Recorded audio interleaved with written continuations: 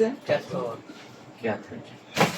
এই খেয়াল করেন, এখন ডায়োডের কাজ এখন ডায়োডের তো প্রকার বলতে তো শেষ দেখলেন না, শেষ নেই, ওর হচ্ছে অনেক প্রকার। এখন এই ডায়োডটা এটা যদি রেকটিফায়ার ডায়োড হয় এটার কাজ একরকম, আবার ওটা যদি জেনারেল ডায়োড হয় ওটার ধর্ম আর একটা। বিভিন্ন ধরনের ডায়োড আছে না, সত্যি ডায়োড আছে, নানা রকমের ডায়োড আছে। এখন আমাদের মোবাইলের ভিতরে ব্যবহার হয় কয়েক রকম, মানে গুণাগাতা কয়েকটা, তাই না, হাজার হাজার রকমের মধ্যে গুণাগাতা কয়েকটা। এই ডায়োডের কাজ হচ্ছে উচ্চ ভোল্টেজটারে সামনে নিয়ে যাওয়া। কোন ভোল্টেজটা? উচ্চ। কথা বলবো, হাই ভোল্টেজ। হ্যাঁ, উচ্চ ভোল্টেজটারে সামনে নিয়ে যাওয়া। এখন উচ্চ ভোল্টেজ বলতে ওর কাছে কি বোঝায়? বললো নেগেটিভ পজিটিভ বোঝে না। যদি তাই বুঝতো তাহলে কোম্পানি কইতো এটা মাইনাস এটা প্লাস, এরকম একটা উদাহরণ দিয়ে দিত, তাই না? কিন্তু কোম্পানি তা করে নিত, করেছে অ্যানোড আর ক্যাথোড।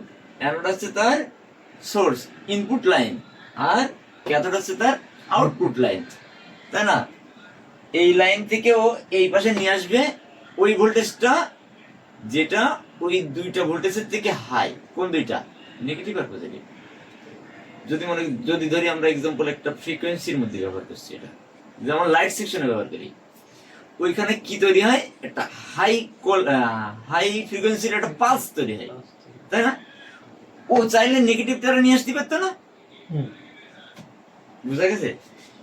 ওই জায়গায় তো যে পালসটা আমরা একমুখী ভাবে নিয়ে আসি, আগের ক্লাসে দেখিছো, কিন্তু আগের পালসটা কিভাবে ওঠে জানো? এভাবে দেখিছো না? এরকম ওঠে, এরকম ওঠে, এভাবে না? ও কি করে? এই আপকামিং ডাটা নিয়ে আসে না? এটা জানতে পারতো না? এটা হলো কেন? তাই না? এখানে তো এসি কারেন্ট ছিল, ওইখানে যে পালসটা ছিল একটা এসি ধরনের জেনারেটর ছিল না, একটা পালস জেনারেটর ছিল না, যেখানে ওর একমুখী কোনো দিক ছিল না, দুই মুখী, একবার উপরে উঠতো একবার নিচে আসতো, একবার উপরে উঠতো একবার নিচে আসতো, মানে পজিটিভ নেগেটিভ পজিটিভ নেগেটিভ। ও কি করতো? পজিটিভ পালসটা নিয়ে এপাশে নিয়ে আসতো, তাই না? তো ও নেগেটিভ পালসটা জানতে পারতো না, পজিটিভটা জানলে কেন? বুঝলে? তার মানে এ নেগেটিভ পজিটিভ চেনে না, ও চেনে ফ্রিকোয়েন্সির বড়টা। বুঝে গেছে? যে পোলারিটি আছে না, যে ওই পোলারিটির কোন দিকটা ছোট কোনটা বড়। এখন যখন এই জায়গায় দুইটা ভোল্টেজ উৎপন্ন হচ্ছে, এই দুইটার মধ্যে বড় কে? ও যে ভোল্টেজটা নিয়ে যাচ্ছিল পজিটিভ ভোল্টেজ আকারে, ও বলো না? কেন বলো? এর মান পাইছো না? গ্রাউন্ডের সংকেত কিভাবে চলে? জিরো আর অন, জিরো আর অন। জিরো কখন? যখন লো হয়, ভোল্টেজ লো হয়, তখন আমরা ওই যে লজিক ডাউনের ক্লাস পাইছো না এর আগে? পাওয়ার বাটন কিভাবে চালু হয়? পাওয়ার বাটনে তো ভোল্টেজ থাকে, আমরা গ্রাউন্ডে লাগালে ফোন চালু হয়ে যায় না, লজিক ডাউন হয়ে যায়। মানে ওই সময় এই ইলেকট্রিক কম্পোনেন্ট গুলো চলে, ওরা বোঝাই হচ্ছে গিয়ে নেগেটিভ রে লো হিসেবে, পজিটিভ রে হাই হিসেবে। বুঝলে?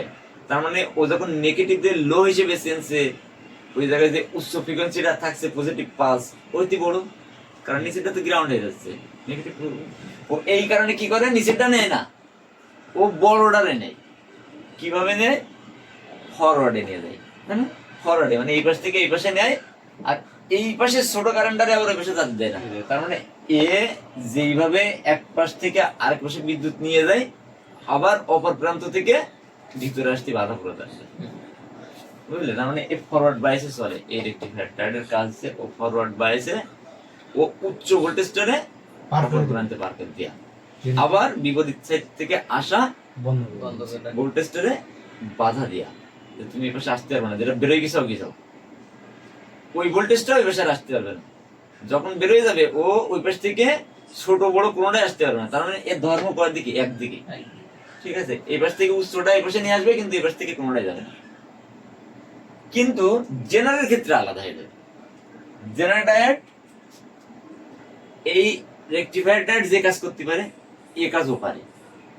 এটা ছাড়া ও আরো একটা কাজ করতে পারে, সেটা হচ্ছে যদি এখানে কোনো লাইনের ভিতরে সম্পর্কিত করা হয়, মনে করো এটা কি অ্যানোড লাইন, এটা ক্যাথোড লাইন, তার মানে সোর্সের আউটপুট, তাই না? সোর্সের আউটপুট বলতে এটা যদি সোর্সের আউটপুট হয় তাহলে এই পাশে পজিটিভ লাইন আসবে, কারণ এই পাশ তো ডাউন গ্রাউন্ড। তার মানে এটা যদি দুইটা লাইনের মাধ্যমে সম্পর্কিত করা হয়, মনে করো এটা একটা নেগেটিভ লাইন, কি লাইন? এটা একটা নেগেটিভ লাইন, আর এইখানে একটা কি লাইন? Positive line. তার মানে দুইটা সংযোগের মাঝখানে প্যারালাল হয়ে কানেকশন করানো হয়েছে। কিভাবে? এটা কি কানেকশন? Parallel connection. এই ডায়োডটা যেরকম ফরওয়ার্ডে নিয়ে যেতে পারে, ফরওয়ার্ড ছাড়াও রিভার্সে নিয়ে যেতে পারে। কি নিয়ে যাবে? যদি এটা নির্দিষ্ট কোনো একটা মানের ডায়োড আমি নির্দিষ্ট ভোল্টেজের পরে সেট করি, যখন এইখান থেকে ওই নির্দিষ্ট ভোল্টেজ ছাড়া ওভার কিছু যাবে, তখন ওই ভোল্টেজটারে ও কি করবে? রিভার্সে ব্যাক নিয়ে যাবে।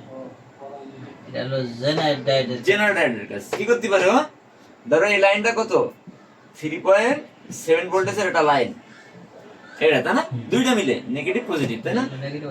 এর ক্যাথোডে কি আছে? পজিটিভ, আর অ্যানোডে আছে কি? নেগেটিভ। যখন এখান থেকে মাত্রা ছাড়া ভোল্টেজ এই 3.7 ছাড়া বাড়তি কোনো হাই ভোল্টেজ ঢুকে যাবে, তখন ও এর মাঝখানে যে ম্যাটেরিয়াল দিয়ে আছে না, এটা তখন ব্লক। কেউ কারোর সাথে এখন মিল নেই, কিন্তু শুধু দিয়ে রয়েছে সেফটি আকারে।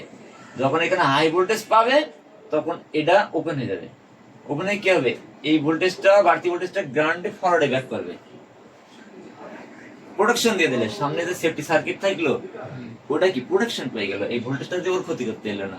কারণ এ কি করেছে? রিভার্স বাইসে ব্যাক করে গ্রাউন্ডে মিশে দিয়েছে। ওই ভোল্টেজটা আবার জায়গায় নিয়ে গেছে। ধরো এখানে 3.7 এর জায়গায় 5.7 ঢুকে গেছে। ও কি করেছে? বাকি দুই ভোল্টেজ টান দিয়ে গ্রাউন্ডে মিশে দিয়েছে। গ্রাউন্ডটা কি জিনিস? ইলেকট্রিকের বহির্পথ না? বহির্পথ। ও মানে পজিটিভ দিয়ে ইনপুট হয়, নেগেটিভ দিয়ে আউটপুটে বেরিয়ে চলে যায়। বাল্ব কিভাবে জ্বলে দেখাইছিলাম না? একটা বাল্ব কিভাবে জ্বলে, ধরো একটা বাল্ব কিভাবে জ্বলে দেখাইছিলাম। এই যে নেগেটিভ, এসে পজিটিভ। এই নেগেটিভ যখন হচ্ছে কি ঢোকে, এই পজিটিভ যখন ঢোকে, তখন একটা ফ্লাইম্যান থাকে না বাল্বের মধ্যে? ও কি হয়? এই পজিটিভ দিয়ে ফ্লাইম্যান দিয়ে ঢুকে নেগেটিভ দিয়ে বেরিয়ে চলে যায়। বুঝা গেছে? ও ওটা হচ্ছে বেরোয় যাওয়ার পথ, আর এটা হচ্ছে পজিটিভ হচ্ছে প্রবেশ পথ। ও ঢুকে ফ্লাইম্যানের ভিতর দিয়ে যাইয়ে ফ্লাইম্যানটারে জ্বালাইতে বেরোয়। সিরিজ হয়ে গ্রাউন্ড আছে বেরোয় যাওয়ার পর। তো প্রত্যেকটা কম্পোনেন্ট এইভাবে চলে।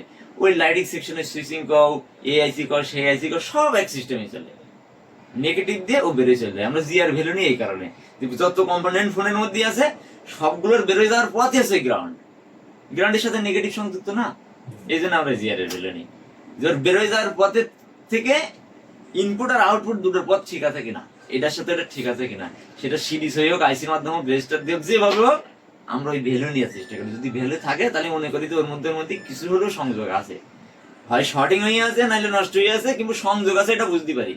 যে ইনপুট আউটপুটের লাইন সংযোগ আছে এটা বুঝতে পারি, বুঝলে? তার মানে গ্রাউন্ড দিয়ে বেড়ে চললে, তার মানে এই দুটো ডায়েটের উদাহরণ দিলাম, আশা করি বলবা না। এরকম ডায়েট মেলা আছে, লাইট ইমিটিং ডায়েট আছে, যে ডিসপ্লের মধ্যে থাকে। মোবাইলে ডায়েটগুলো বেশি ব্যবহার হয়, জায়গা বিশেষ এক এক ডায়েট ব্যবহার করা হয়। এই ডায়েট কোন জায়গায় কোনটার কাজ বুঝলেন না? এই ডায়েট পাবেন আপনি চার্জিং সেকশনের মধ্যে। দেখবেন বাটন ফোনের মধ্যে দেওয়া আছে, বড়টা ডায়েট দেওয়া আছে এরকম প্যারালালে। কাজ কি? বাটন ফোনের চার্জিং পোর্টের পরে দেখো জেনারেটর ডায়েট দেওয়া আছে। কি জন্য দিয়েছে? এই সেফটি প্রোটেকশন হিসেবে দিয়েছে। যদি ওভার ভোল্টেজ কেউ কোনো সময় ঢুকে ফেলায়, দেখা যাচ্ছে চার্জারটা শর্ট সার্কিটে ভোল্টেজ বেশি ঢুকে গেল, মোটামুটি ক্ষতি না হয়, প্রোটেকশন দেওয়ার জন্য এই ডায়েটটা ব্যবহার করা হয়, বুঝলে?